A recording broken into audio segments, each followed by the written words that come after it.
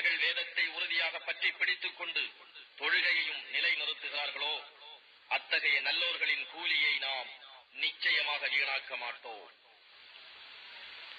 நாம் சினாய் மலையை அவர்களுக்கு மேல் முகட்டை போல் நிறுத்தி அதை குலுக்கினோம்.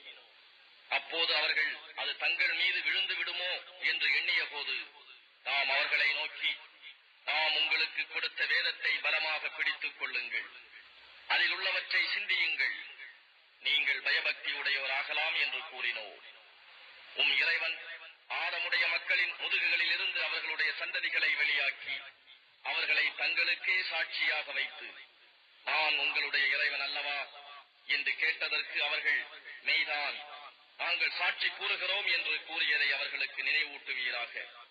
ஏனெனில் இது நினைவூட்டப்பட்டதனால் நிச்சயமாக இதனை மறந்துவிட்டு பராமுகமாக இருந்து விட்டோம் என்று மறுமை நாளில் நீங்கள் யாருமே சொல்லாதிருக்கவும், அல்லது இணை வைத்தவர்கள் எல்லாம் எங்களுக்கு முன் இருந்த எங்கள் மூதாதையர்களே, நாங்களோ அவர்களுக்கு பின் வந்த அவர்களுடைய சந்ததிகள், அந்த வழிகட்டோரின் செயலுக்காக நீ எங்களை அழைத்து விடலாமா என்று கூறாதிருக்கவுமே இதனை நினைவூட்டுகிறோம் என்று நபியே நீர் கூறுவீராக.